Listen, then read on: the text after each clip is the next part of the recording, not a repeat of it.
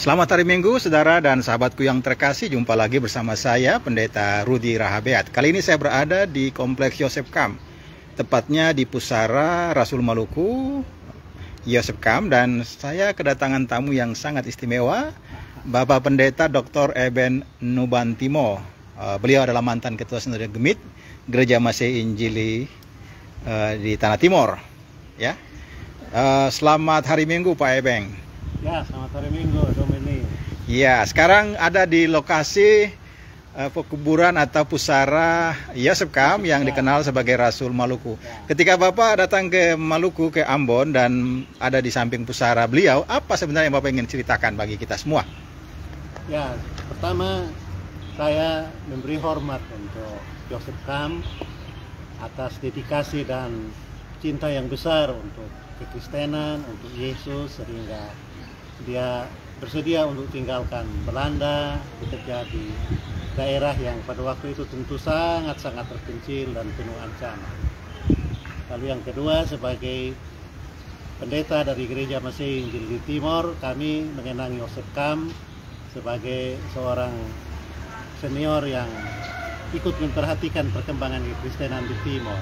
Itu menurut cerita, di sekitar tahun 1819 itu, atau mungkin 1818, Gereja Belanda mengutus 3 orang misionaris baru. Ya. Lalu yang akan harus datang ke Yosef Kam untuk ditempatkan di sekitar Maluku dan Maluku Tenggara.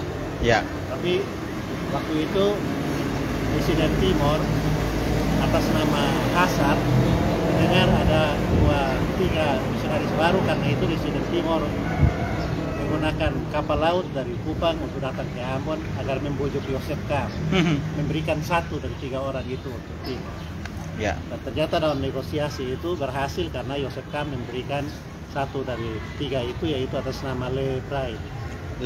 Rein Le Brain.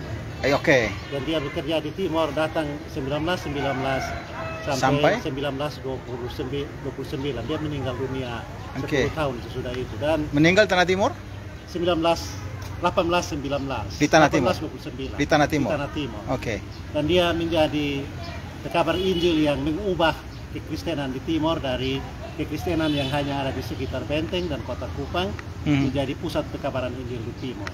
Karena Rein Le Brain yaitu membuka jemaat di Babau, lalu kemudian membuka 9 sekolah. Oke. Jadi luar biasa kesediaan Yosef Kam. Oke. Menerima permintaan Presiden Hazard dan memberikan kami.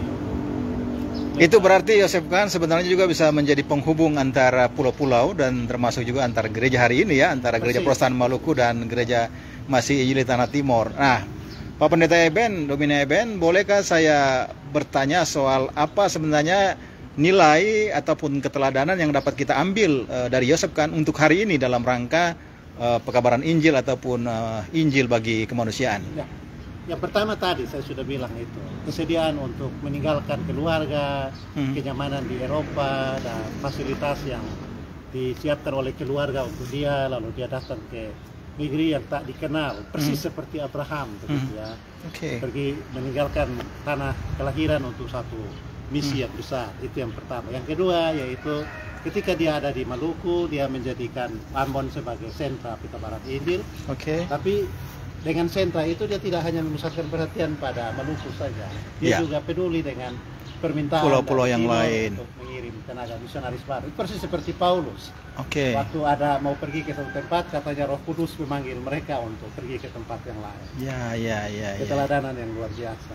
Saya terima kasih untuk Domini yang hari ini bawa saya ke makam The Apostle of Maluku. Terakhir Pak Eben, ini kebetulan sekali kami merasa berterima kasih kehadiran Pak Eben Nubantimo hari ini, saudara dan sahabat sekalian, ke Gereja Protestan Maluku untuk satu kegiatan seminar peraturan gereja. Nah, saya ingin pendapat Pak Eben sebagai bagian juga dari Gereja Protestan Indonesia, ya, kita gereja bagian mandiri terhubung dalam wadah GPI. Apa yang Pak Eben ingin katakan bagi GPM secara singkat dan juga bagi gereja-gereja secara menyeluruh? Silakan. Ya, pertama untuk GPM, yaitu saya berterima kasih karena dengan adanya Lokakarya Teologi dan Tata Gereja kemarin, itu bukan hanya kita diingatkan tentang fungsi tata gereja untuk terus membaharui diri, tapi juga untuk memperhatikan kondisi kekinian seperti yang diceritakan dalam seminar itu oleh berbagai narasumber, yaitu gereja langit biru berhadapan dengan masa depan atau konteks Pancasila, atau juga dengan intelijen artifisial dan Post-truth. Ya. Untuk bingkai yang lebih besar, yaitu GPI di Indonesia, kita harus kembali bersama untuk menyepakati apakah keputusan 1948 untuk tiap-tiap gereja hanya menyendiri di sudutnya, GBM mandiri itu, atau justru membuka ruang untuk terjadi lagi intensitas persaudaraan dalam bentuk pertukaran pendeta atau mahasiswa teologi, atau juga bekerja sama untuk mengembangkan pendidikan yang justru Joseph Kam dan Lebrain sangat perhatikan pada waktu itu. Oke, jadi rupanya walaupun beliau sudah tertidur dalam pusara, dalam keabadian bersama dengan Kristus yang beliau layani, tetapi semangat, keteladanan, nilai-nilainya masih dapat kita teruskan. Oh iya, itu kan ada lagu bilang begitu, ya. Yaitu yang lain itu akan binasa, tetapi kasih yang nyata itu tinggal tetap. Tinggal tetap. Lagu itu saya lupa ya. Ya. Lupa Oke. persis. Pokoknya intinya kasih tinggal tetap. Oke, terima kasih saudara dan sahabatku yang terkasih. Demikian percakapan singkat dengan Pendeta Eben Ubantimo yang berkenan datang ke Kota Ambon, dan juga kita sama-sama mampir dan singgah di pusara Joseph Kam untuk menghormati seorang tokoh Rasul Maluku yang hebat. Ada pepatah atau ungkapan yang mengatakan Historia Magistra Vitae. Sejarah adalah guru kehidupan dan kita selalu belajar daripadanya. Terus semangat saudara dan sahabat sekalian. Selamat hari Minggu buat semuanya. Dari pusara Joseph Kam Rasul Maluku di belakang Soya, Kota Ambon, kami ucapkan selamat hari Minggu. Sampai jumpa lagi. Tuhan memberkati.